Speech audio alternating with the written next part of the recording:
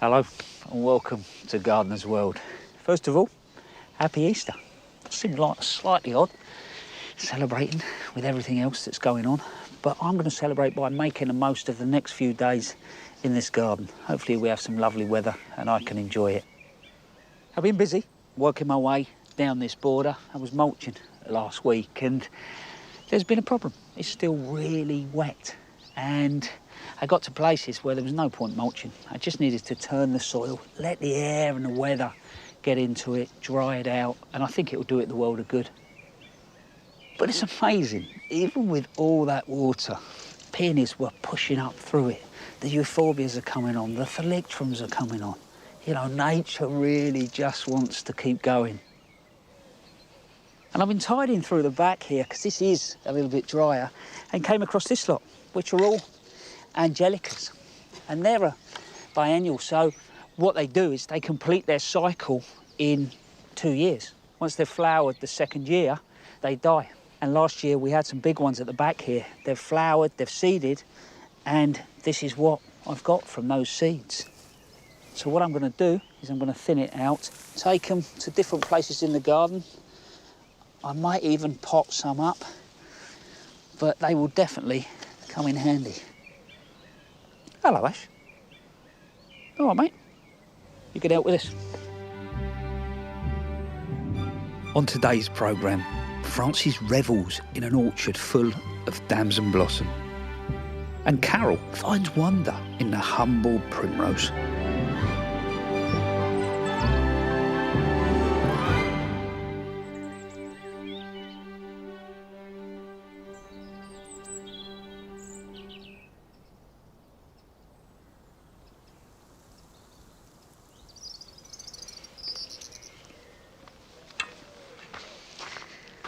Obviously the gravel garden, it's an area at the front of the house that we really enjoy through the summer months. It bakes out here. I'm just coming here really. There's a couple of little jobs that I want. Hello, young man. Oh, there you go. Try and pay attention. No, he's gone. It's all right. We're fine. This Santolina, I think, has had it, but I am just going to go and do a check. Go down the stem and just scrape. And if you get in there and then there's brown, it's gone. And yeah, there's not a lot of life in there. Also, there's a lot of movement, which means the root system is not great either. So I'm just going to tease this out. Some of these plants are not the longest lived, but also I think maybe just a wet winter.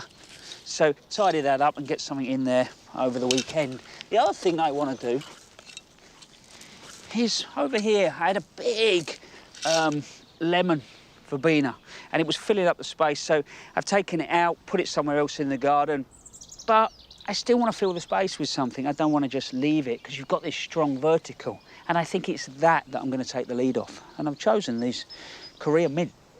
It'll grow to about 1 metre, lovely spike flowers. These will be white, but you can get them in quite a deep blue, and they work fantastically for the wildlife.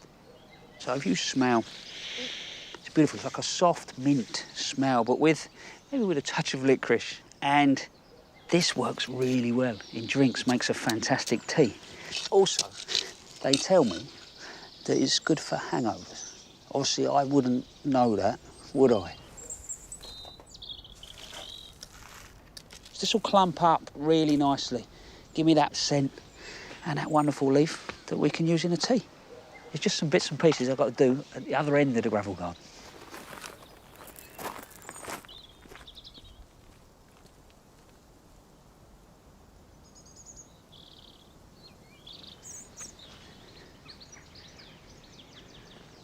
It's quite nice actually just to see this area from above.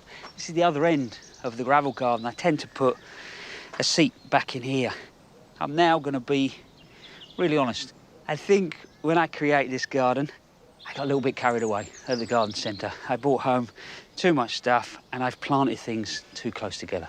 So what I'm going to do in this space is start to build the whole thing off this phlomis, because this is a beautiful shrub. The problem is the shape is not great.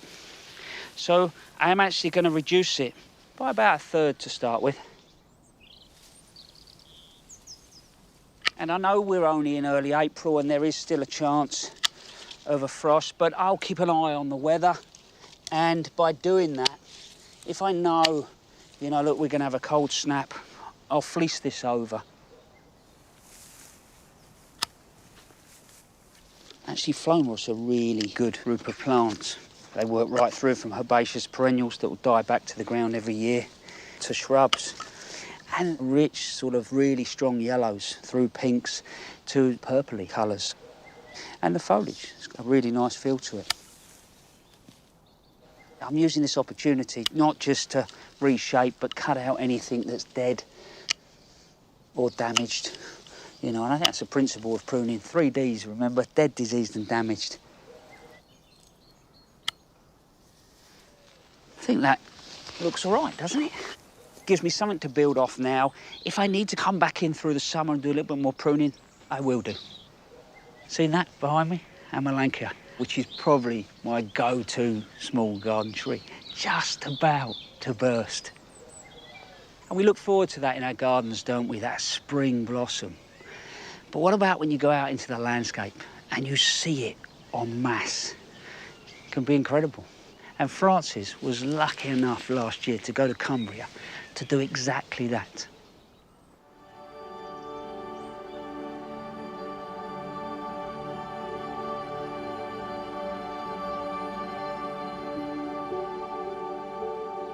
Usually it's apple blossom or a cherry tree in full bloom that stops us in our tracks.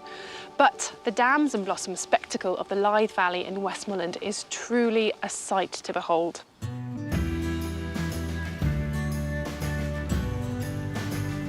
Everywhere you look in the valley, there are farms with damson orchards. They were once a source of significant income for the region's farmers. During the war years, damsons were in huge demand for making jam. Then a price crash ruined the market and the crop fell into steep decline.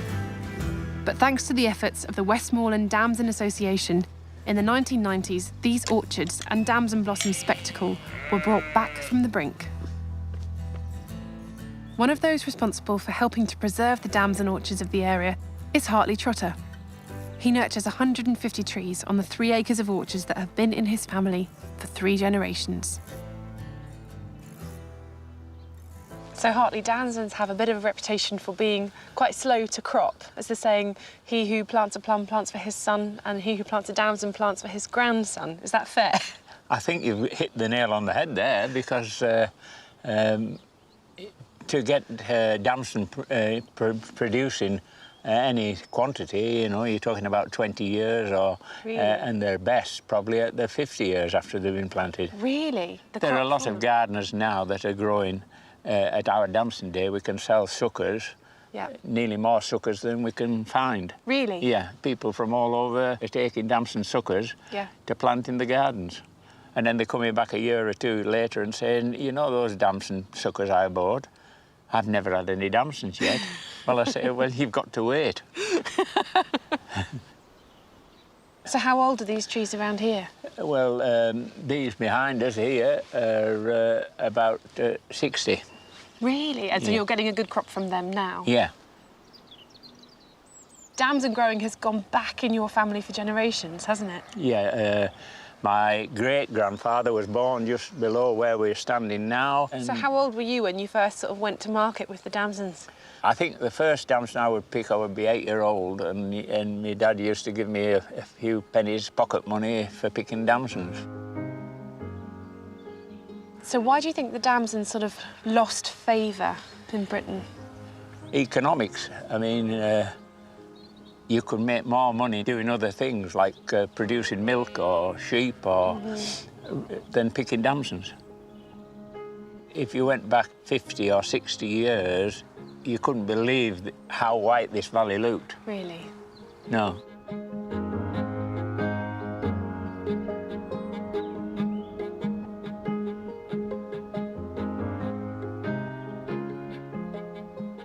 Like many of the fruits that we eat, apples, pears, cherries, damsons are in the rose family.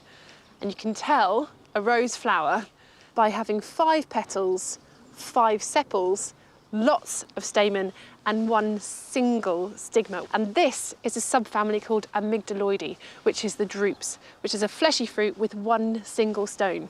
They tend to flower on bare stems, so you can see all this blossom, and the leaves haven't yet opened.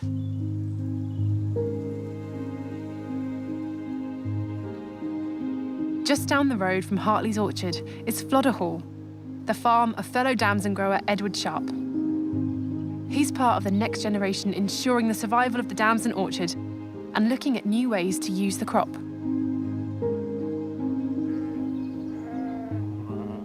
So how do the damsons fit into your farming year? Well, yes, we always know at the end of August, beginning of September, that we try and leave a bit of time for the damsons. Picking's the only real busy time we have with them. All of the works can be fitted in. Who are you selling most of your damsons to? We sell quite a lot to a ketchup maker, mixed damson ketchup. Oh, wow, what's that like? It's very good, to be fair, yeah. And, you know, various people that sell to the hotels, jam makers, the ice creams, Really? the gins, you know, everything. It is it's a unique taste, hopefully. What do you think, as the next generation of passing on this damson heritage, do you think it has a big future? Yeah, I hope so. And now the fruit's been seen as a useful commodity, it should have a good future, yes. Thanks to all the hard work of Hartley, Edward and other members of the Westmoreland Damson Association, these damsons are no longer in distress. Hopefully, future generations will continue this work and ensure that this spectacular sight and taste is here for us all to enjoy. And speaking of which, I have some damson fruit cheese and some damson gin. So I am happy as Larry.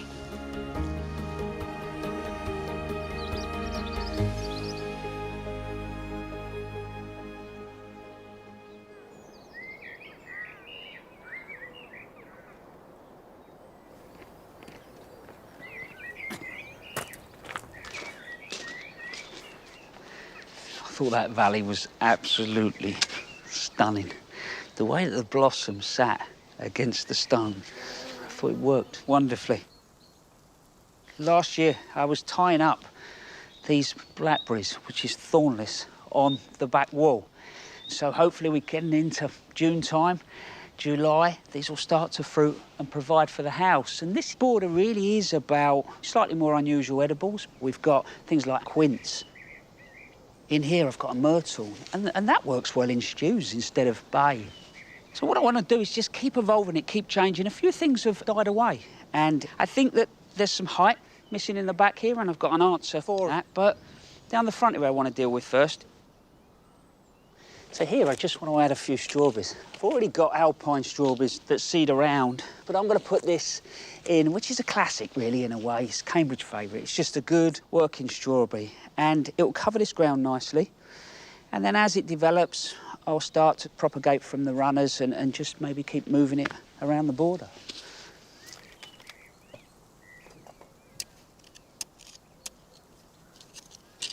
I don't think there's much better than strawberries and cream from your own garden.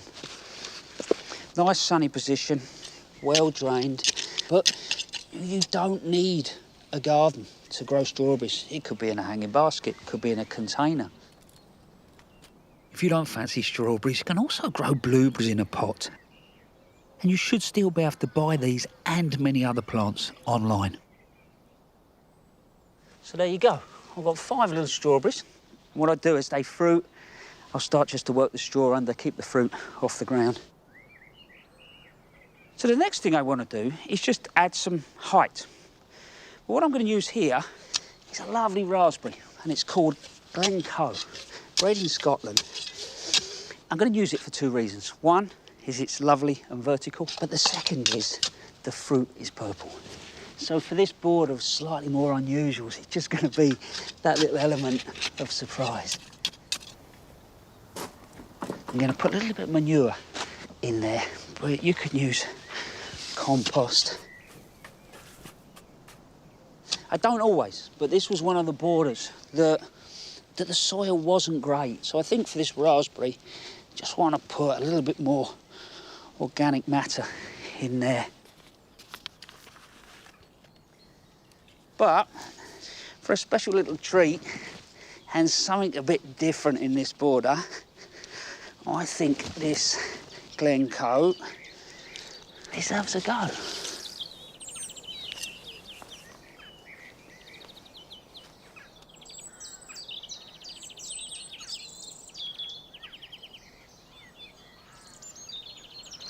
Can you hear that? Birds singing. Is that not the representation of spring?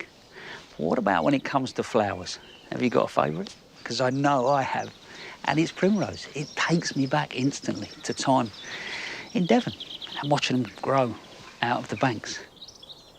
And Carol went to celebrate them. I've come to Cornwall, to the only Plant Heritage National Collection of double primroses in the country.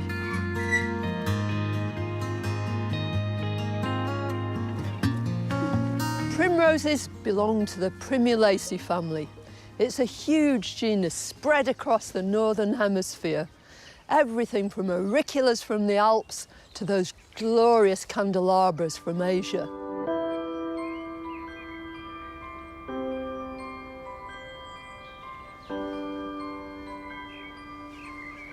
This is a favourite of mine. It's Marie Cruz. This is a primrose which has played a really interesting part in the whole development of double primroses. Florence Bellis, who is the most important hybridist of primroses and whose nursery Barnhaven became synonymous with the breeding of modern varieties, used this to create a lot of the modern doubles that many of us grow in our gardens today. Just look at that. Isn't she beautiful? Primroses love cool, damp banks, glades and hedgerows. They're tremendously successful woodland plants, having evolved side by side with trees. Now, another reason why primroses are such a success story is that 57 million years ago, they actually developed into two separate forms. One's called thrumide and one's called pinnide. Here's a thrumide. Here are all the anthers arranged around the top. And deep down, right in the heart of the flower, is the actual stigma, the female bit. Whereas, in the pinnide, here is the stigma, actually protruding from the flower. But there are the anthers, full of pollen. These are the male bits which will pollinate the other flowers.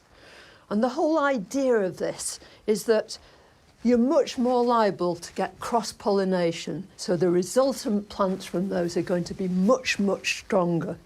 If you want to try and create your own primrose hybrids, you can use a very simple method. So I'm going to move some pollen from this thrumide one, and I'm going to move it right over to this pinnide one. A nice fresh flower, that one's ideal. And I'm just going to daub it over the top of that stigma. That should do it. That pollen will go right down the pollen tube into the ovary behind the flower, and eventually that will swell and be full of seeds.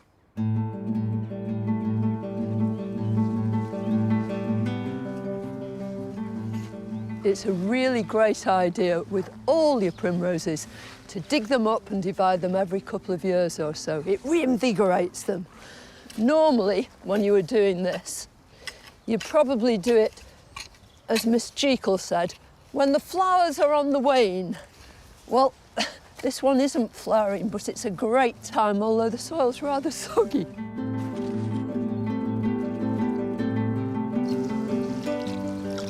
Look at these fabulous roots, but you can tell this plant is almost separating itself.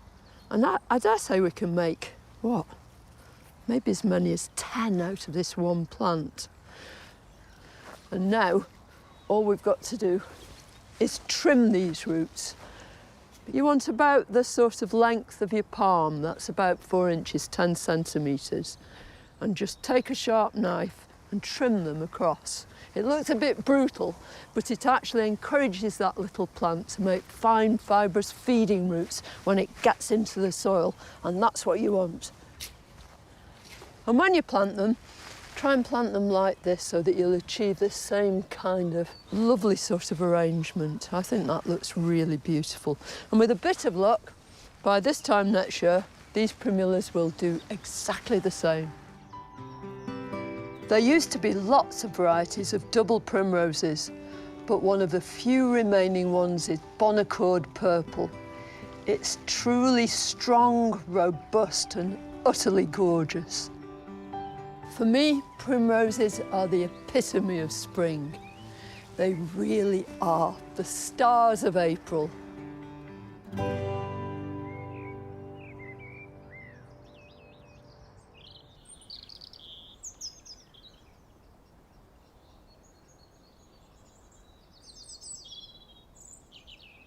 I couldn't agree with Carol more. As I said, I do love a primrose and that celebration of spring. But for me at the moment, it's this euphorbia. Every time I walk around the front of the house, it's just singing. Look at the colour. But it's not just the flowers. Look at the wildlife that's coming in and using that plant.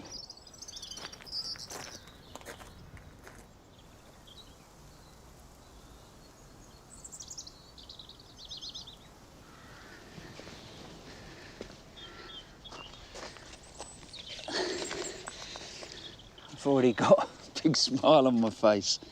Easter is traditionally that time of year when you start getting your potatoes in the ground. And it's probably one of the easiest veggies you can grow. They fall into three main groups. So you've got your first earlies, your second earlies, and then your main crop. You'll read a book or you'll look online and it maybe tell you to plant your first earlies, you know, midway through March, your main crops midway through April. But actually, in reality, it's about understanding your soil. And if your soil is really wet and cold, back off, don't get them in. But these are ultimately my first earlies, so these will be the first potatoes that I put in the ground. So the first thing I'm going to do is just dig a trench. So as far as depth of trench, I tend to go about 8 inches. You'll see later on when I'm filling them in the reason why I do it. As I said, these are an easy crop to grow, but you don't even need a garden. If you've got a balcony, you could put them in a bag, in a pot. Just make sure that if you're putting them in a bag, there's a couple of little holes in the bottom so they can drain. And it's a bag that the light can't get through to the potatoes. You'll find other people maybe put manure in their trench.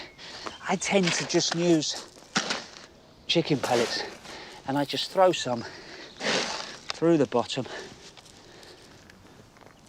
Potatoes are grown from special seed potatoes. They are just like the potatoes you buy in the supermarket, but they are guaranteed to be free from disease.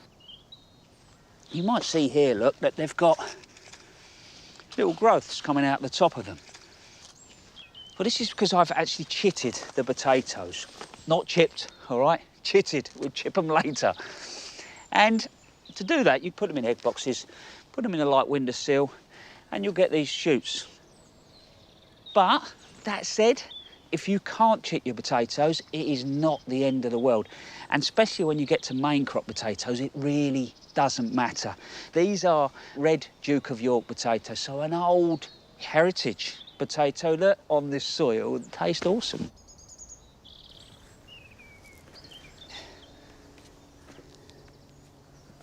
What I'm going to do is I'm going to put these about 1 foot apart with those lovely little chits pointing upwards. As you get into the main crops, that foot turns into about 1.5 feet because the potato's going to have more time in the ground and you're going to end up, you know, with larger potatoes. A lot of your early crops, they ultimately are new potatoes, so they're smaller, so they don't need so much room. What I'll do between the rows is I'll leave about 2 foot with the earlies. I get onto the main crops, I'll probably leave about 3 foot. And the next thing is just to start filling the trench.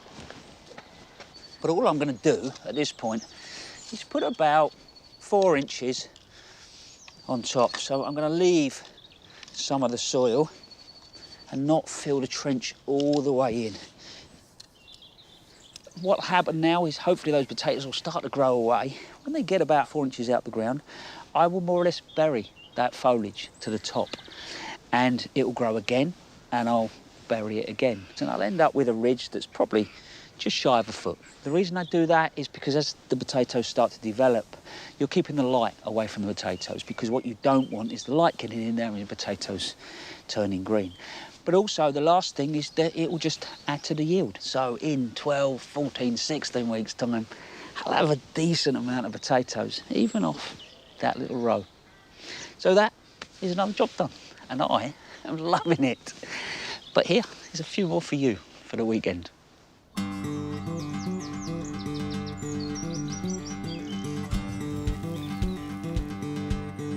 Roses are hungry plants, and a lot of the nutrients in your soil may have been washed away over the wet winter.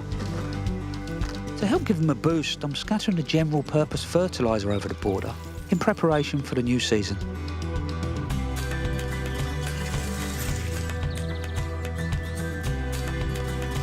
Nothing could be easier than growing a few hardy annuals from seed. Plants like poppies and marigolds will give you a good splash of colour in no time at all.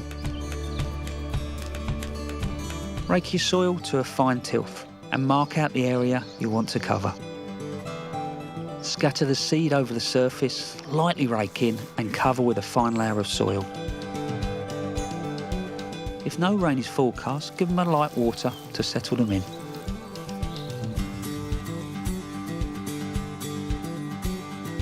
If you haven't got round to planting out your onion sets yet, it's not too late. Choose a sunny spot and plant in a shallow drill. Remember, pointy end up. I'm leaving about 10 centimetres, 4 inches between each one. But you could go closer than this if you're short of space. Label and keep free of weeds over the coming weeks.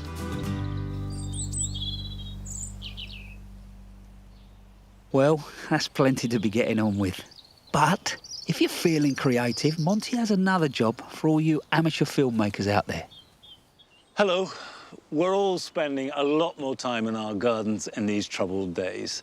So let's celebrate the good of that and share it. We'd love to see films of what you are growing and getting up to in your garden. And it doesn't have to be a big fancy garden. It could be a window box or even a plant or two on a windowsill. All you need is a smartphone. Keep it simple. You don't need to do anything fancy. And if you want ideas, go to our website and that will give you directions on how to get it to us. And hopefully, we can share the pleasure that we're all having and inspire lots more to get out and garden. And I will share my garden here at Longmeadow with you next week.